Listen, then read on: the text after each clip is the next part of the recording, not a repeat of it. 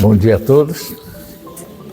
Com muita alegria, né, que a gente retorna mais um domingo, né, que a gente saiu das nossas casas com esse frio que está, né, para receber os ensinamentos do Mestre que vão nos ajudar a aquecer o nosso interior, né, a necessidade que nosso espírito tem de absorver todos esses ensinamentos.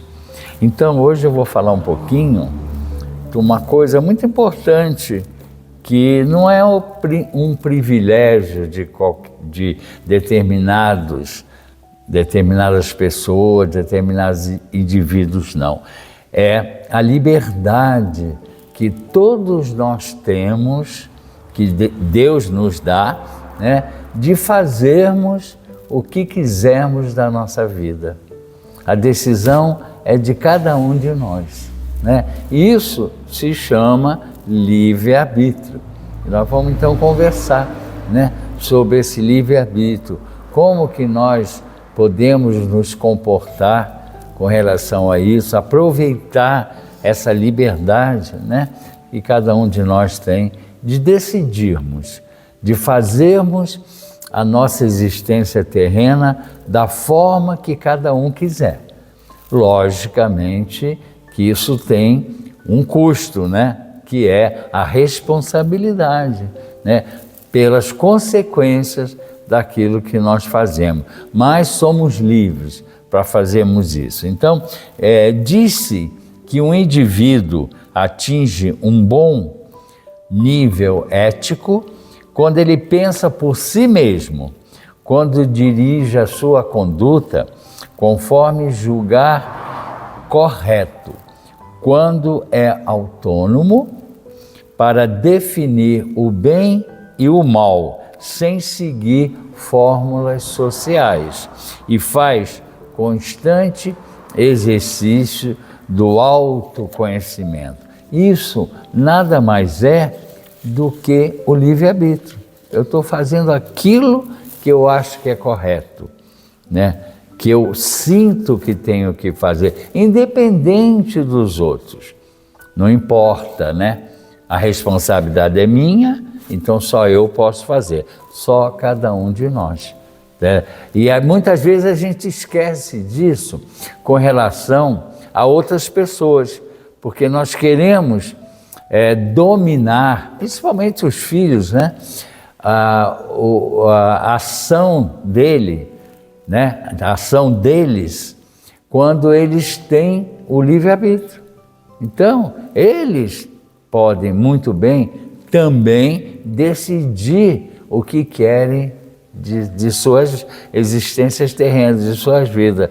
O que a gente faz, normalmente, né?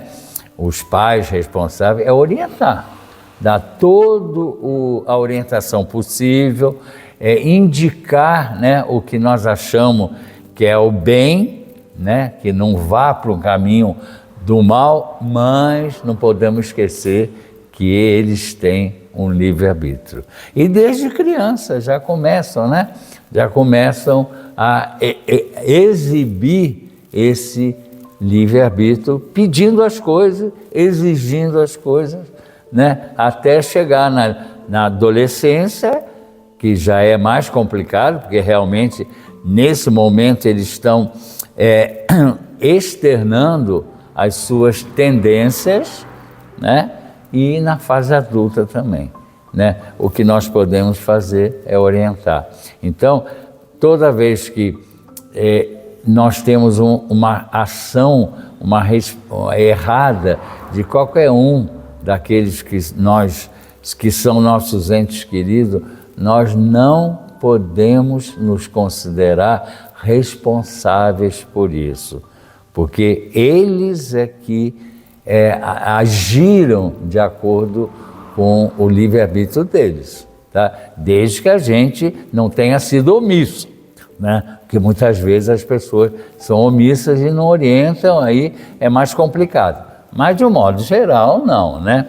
Então, livre-arbítrio, liberdade de agir da forma que nós quisermos na nossa vida, né? E nós, para entendermos bem esse livre-arbítrio, nós temos que voltar na nossa situação como espírito, que existia, porque existia inicialmente um espírito quando um corpo humano foi gerado. Então, quando aquele corpo humano foi gerado por um ser humano, que só gera a parte física, né? a semelhança física, né? Unicamente. Por quê? Porque para ocupar aquele corpo material que ele gerou aqui, como pessoa física, já tinha um espírito lá, preparado para isso. E esse espírito que estava sendo preparado para isso, né? Ele lá em cima, exercendo o seu livre-arbítrio, ele escolheu a família que ele ia ocupar, escolheu a existência como seria e assumiu uma série de compromissos. Então, o ser humano, ele só fornece para os filhos que ele gerou a genética, simplesmente, porque toda a parte mental está naquele espírito, as tendências, a personalidade, né? O conhecimento que ele já vem trazendo de outras existências, né? Então ele tem essa liberdade lá como espírito de escolher, desde que ele esteja no nível de perfeição adequado. Porque quando você vai se encarnar um espírito que passou por aqui já, né, inferior, que não acrescentou nada, né, que tem um monte de débitos com outras pessoas, inclusive, que cometeu crimes e tudo, lógico que esse espírito não vai ter essa liberdade de escolher a existência dele, não. Ele vai receber uma determinada por Deus, para que ele, ao cumprir, melhore, né? E veja de tanta coisa errada que fez no passado, ele faz se recuperar. Mas desde o momento, como nós aqui, que já temos uma certa evolução e já temos não uma perfeição, mas estamos caminhando para uma perfeição, nós temos essa liberdade de escolher, né? E essa liberdade continua como quando nós estamos aqui encarnados, né? Nós encarnamos e continuamos com esse livre-arbítrio para atuar. E se a gente sofrer a influência da matéria aqui, a gente vai falhar. Falhar aonde? Nos compromissos que nós assumimos lá em cima. Aí aquilo, como é apagado da nossa memória, mas nós temos lances, né? Até quando dormimos, o plano espiritual sempre está nos comunicando, né? Quando a gente percebe, a gente então recorre ao plano espiritual para ajudar, para pedir ajuda, e certamente a gente vai ter, né, ajuda para uma coisa boa, para um exercício de liberdade boa, né? Então, e se não tivesse o livre-arbítrio, o homem em si, ele não teria nem culpa do mal que fez, nem mérito do bem. Por quê? Porque não foi ele que fez. Então eu vou ler aqui duas perguntas com a sua respectiva resposta do Livro dos Espíritos, relativos a isso.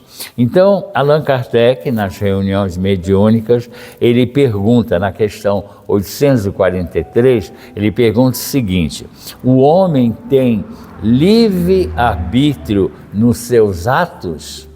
Aí os espíritos respondem: porque tem a liberdade de pensar, tem a de agir.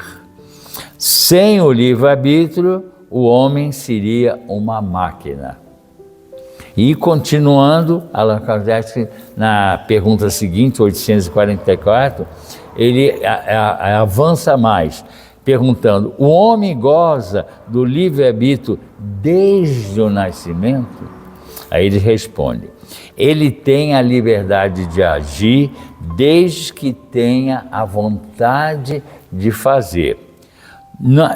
Nas primeiras fases da vida, a liberdade é quase nula, quando são crianças, né? Ela vai se desenvolver e muda de objeto com as faculdades, estando os pensamentos das crianças em relação com as suas necessidades de sua idade. Lógico, né? A criança vai querer um sorvete, vai querer brincar, vai querer ir para a piscina, está exercendo a liberdade que ela tem, mas dentro do que ela quer, porque ainda é criança. Ela aplica o seu livre-arbítrio às coisas que lhe são necessárias. Então responde: desde o nascimento, realmente, desde que a gente nasce aqui e começa a se externar como criança, falar, pensar, a gente já tem essa liberdade de agir. E aí vem a tal fatalidade, que a gente acha que acontece as coisas e é fatalidade. A fatalidade, como vulgarmente entendida, ela supõe uma decisão prévia de tudo que aconteceu.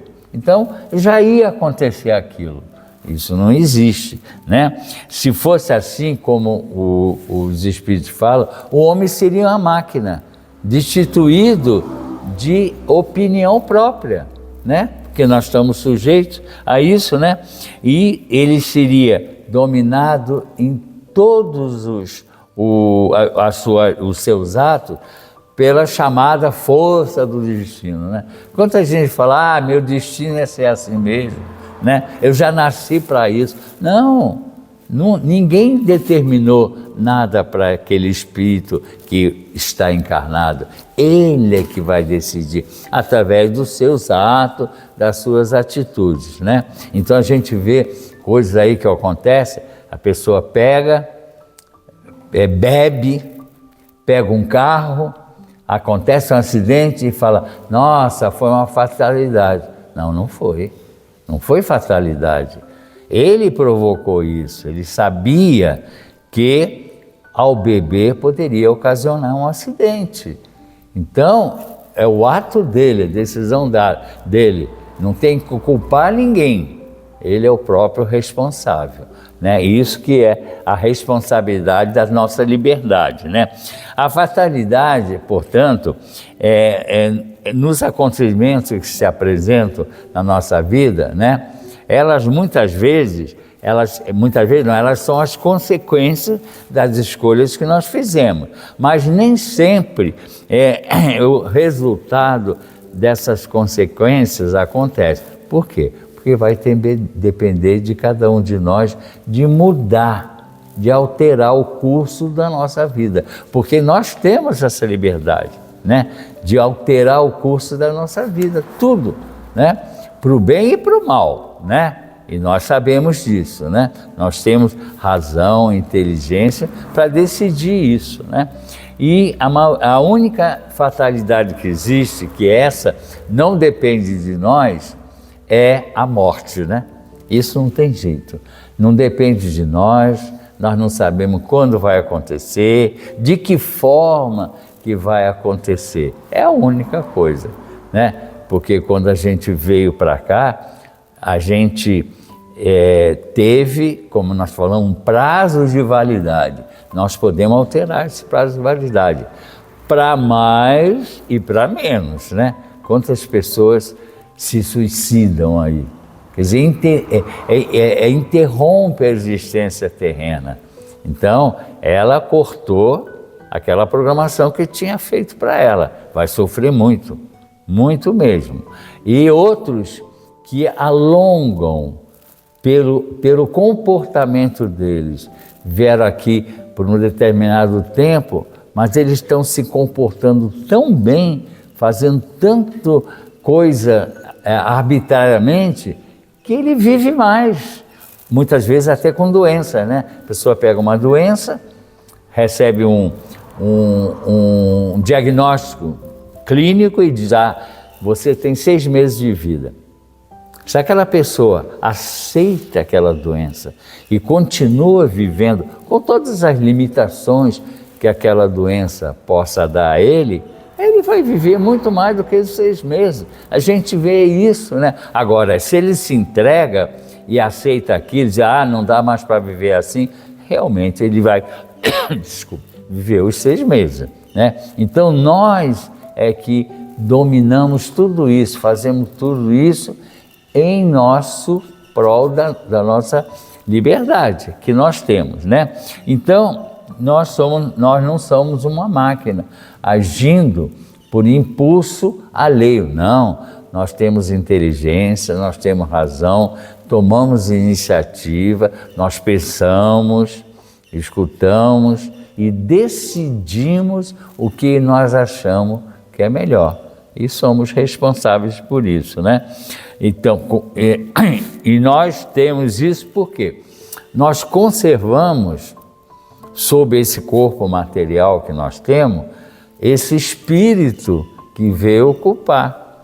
Esse espírito trouxe as nossas qualidades, os nossos defeitos, as nossas doenças, muitas vezes, né? Que continuam, né?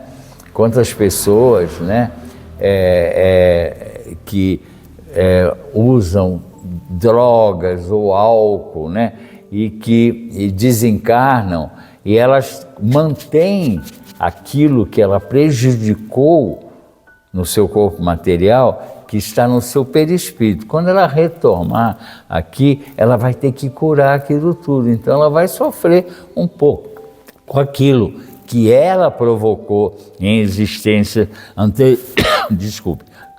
anteriores, né? Então, a questão do livre-arbítrio, a gente pode resumir da seguinte forma: o homem não é fatalmente conduzido ao mal. Não, ninguém é conduzido ao mal. Ele vai porque quer, né? Os atos que eles praticam não estavam escritos. Não, ninguém escreveu o que eu vou fazer. Eu é que escolhi aquilo, o que eu vou fazer.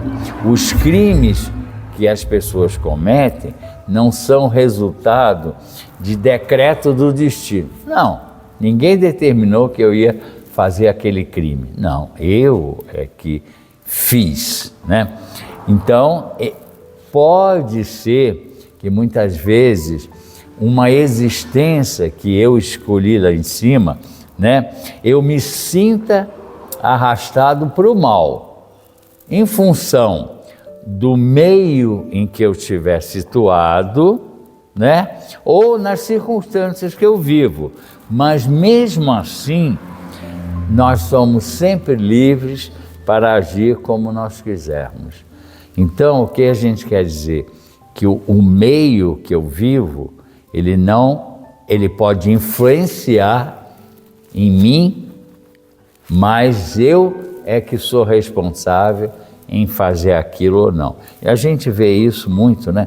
Pessoas, por exemplo, que são criadas, né, em família, filhos, adolescentes, que se tornam adultos e que tiveram toda a educação, a orientação possível e matam os próprios pais, que ele não teve um meio para fazer isso, partiu dele, né?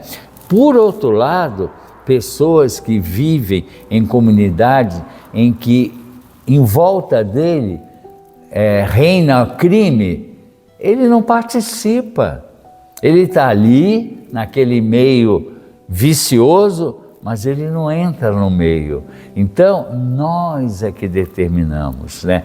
O que nós vamos querer para a nossa vida, livre-arbítrio, né? Então, nós podemos afirmar que o homem é um espírito eterno, sem dúvida, nosso espírito é eterno, criado por Deus, a sua imagem e semelhança, destinado a quê?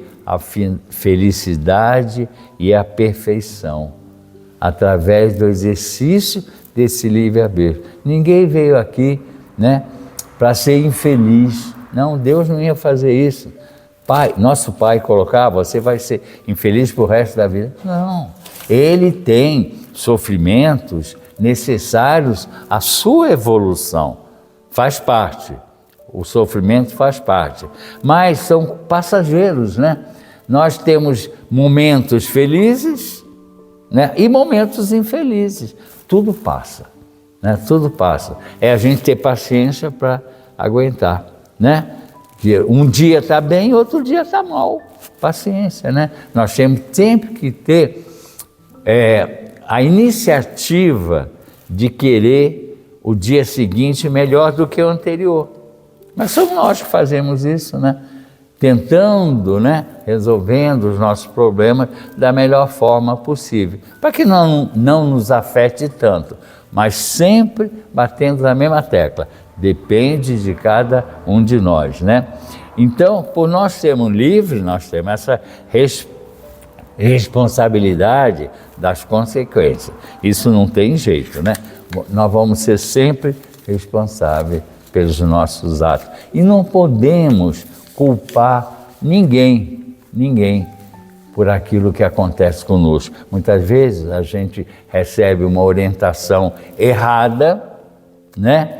Nós temos que pensar se aquilo vale para nós e colocar em prática. Mas na hora que deu errado, dizer, puxa, ele é o culpado porque me passou. Não, ele te passou, mas quem fez foi você. Você que é responsável. Você tinha que ter analisado que aquilo não seria bom para você, né?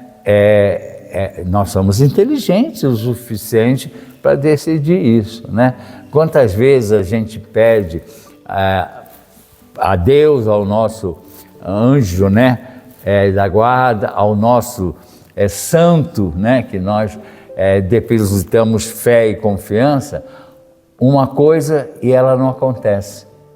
Aí nós vamos reclamar, vamos aguardar, porque quando a gente menos esperar, vai acontecer. Por quê? Porque não era aquele o momento correto para acontecer. Então, eu não fiz, né?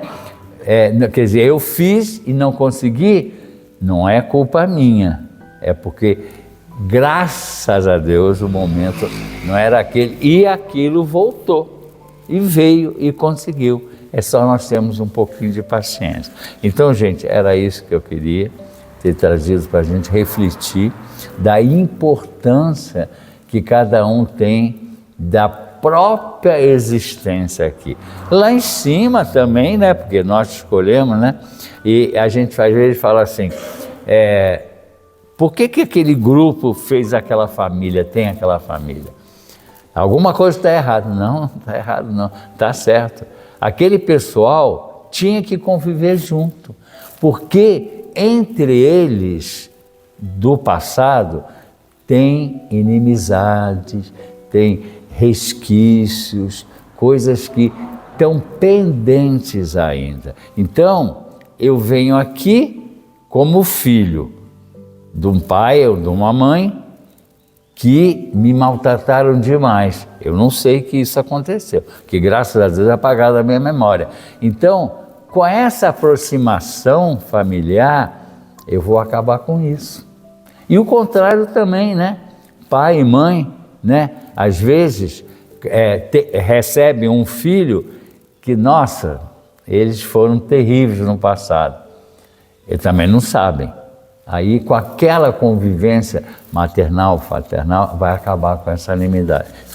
Então, ninguém veio para a família errada, não. Todo mundo veio para a família certa.